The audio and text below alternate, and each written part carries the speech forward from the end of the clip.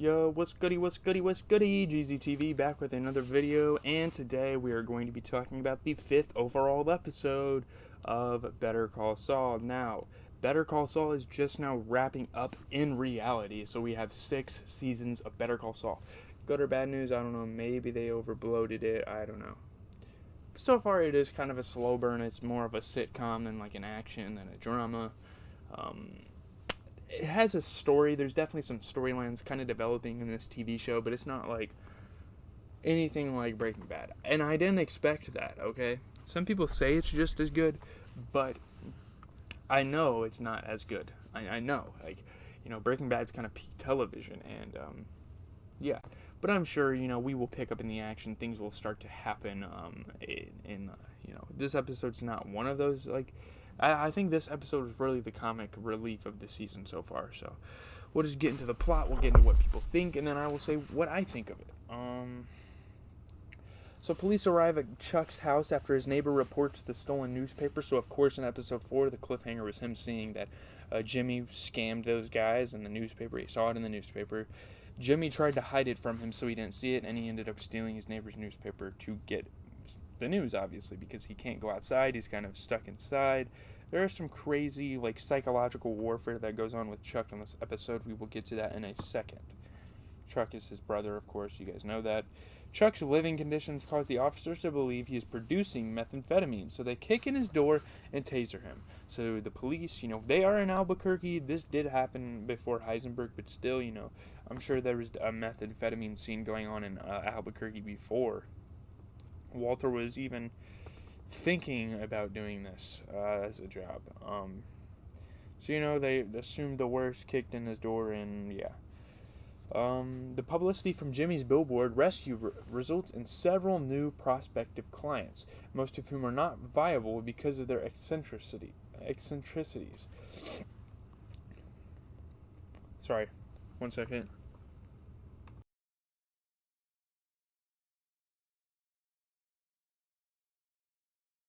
I had something stuck in the back of my throat.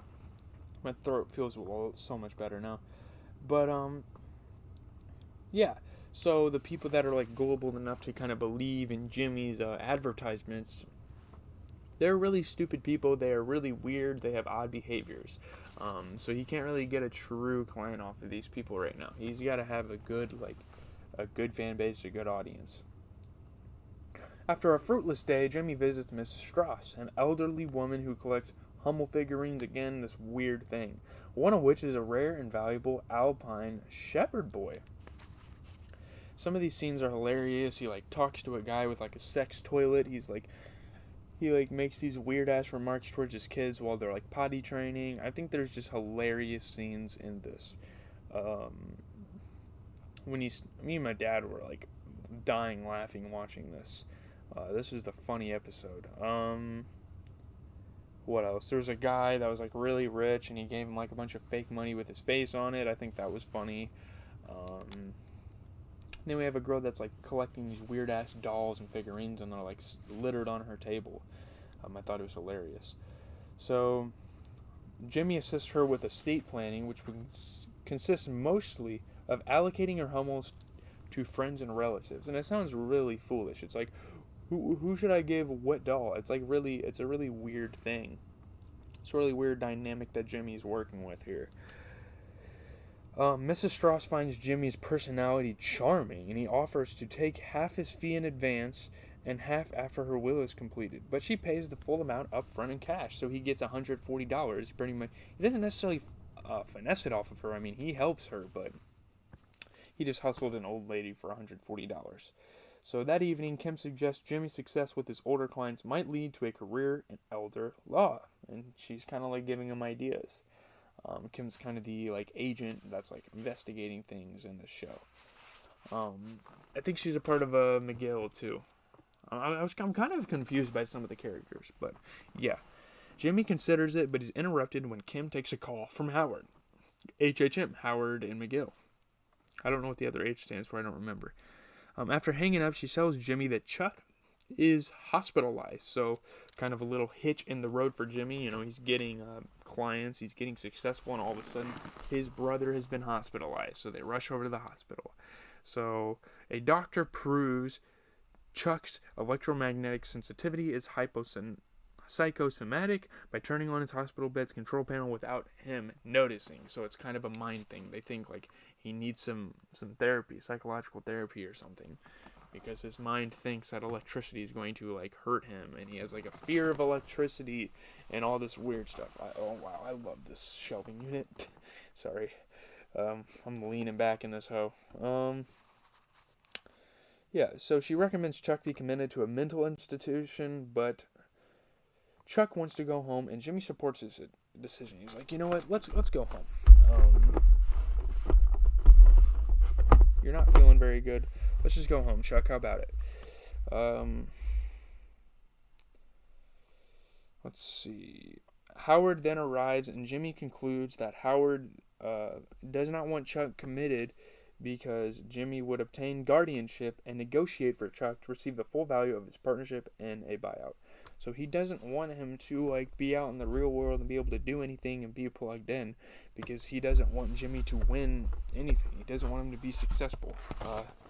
That sort of thing. It's like a weird dynamic. It's a weird like a revelation that Jimmy kind of finds out about him.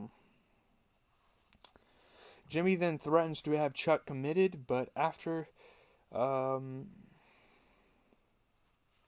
Howard leaves, Jimmy tells Kim he said it only to scare Howard and to kind of intimidate him and try to get kind of the upper hand in their legal issues they've had throughout the show. Jimmy brings Chuck home and discovers Chuck has learned of his billboard rescue. Jimmy promises a skeptical Chuck he will follow the rules going forward. So after mimicking Andy Griffith's closing and mannerisms from the TV series Matlock, Jimmy promotes his new elder law specialty at a nursing home. So he's kind of going around talking to a bunch of old people. He's like, do you need protection on your Social Security? Do you have any legal issues that you need to get out of the way before you pass on? That type of thing. Exiting the courthouse parking lot, Jimmy gives Mike a business card that has his new "Need a will, call McGill" slogan printed on it. So Jimmy McGill, pretty inspirational-ish. He finds kind of a new business venture. He finds a new marketing strategy. And Mike is still kind of involved in the show as a side character. But I feel like after this episode, Mike is going to become have more of a role. So Mike is parked outside a woman's house. She comes out, gets in her car, and stares at Mike uncomfortably for several moments before they drive away in opposite directions. Now, I don't know what that meant. It might have had a purpose. I think everything Vince Gilligan kind of does in his shows have a purpose, but I'm not really sure what he was going with there, or going for. Mike is later visited at a home for several police officers. He recognizes one detective and asks, "Long way from home, aren't you?" The detective replies, "Me and you both." So there's kind of a cliffhanger. Oh shit, Mike might be getting in trouble. Mike might need Jimmy McGill. So that means that Mike is going to become a bigger character in the show, and we obviously know how big of a character he is in Breaking Bad. So that was definitely an exciting cliffhanger for a lot of people, I'm sure, at the time this episode was released. I liked this episode. 95% approval rating, 6.10 out of 10 on Rotten Tomatoes. With Alpine Shepherd, Better Call Saul continues to forge its own identity while establishing its characters and their journeys in surprising ways. 9 out of 10 on IGN, 4 out of 5 on Telegraph. That's kind of what people thought. I don't have much to say. I kind of need to get this episode out of the way. I think it's just a really funny episode, and the Mike twist at the end was great. It was quite delightful to see that he could possibly be having a big role in this show. But yeah, I'm going to be reviewing The Black Phone. We're going to be reviewing Little Nicky. Yes, the Adam Sandler movie, the most goofy movie I've seen ever. And then I'm going to be playing some Far Cry. That's going to do it for the YouTube. And then I have a Twitch stream tonight because me and the boys are going to be hopping on GTA, grinding some money, doing the nightclub stuff. Yeah, it's going to be a great time. Pull up. I'm going to be doing some missions. I'm probably going to be buying some shit for my nightclub. I've made $150K off it. Yeah, pull up to the Twitch. We're playing Grand Theft Auto till Madden comes out. Leave a like, comment, and subscribe. As always, it's been Cheesy TV giving you guys the best TV shows, reviewing the episodes, all that jazz. We're already 5 episodes into Better Call Saul going into the school year. So, yeah, I'll probably be able to finish it by the end of the school year. Maybe sooner. Maybe even by the end of this year. I don't know. But I'm out. Have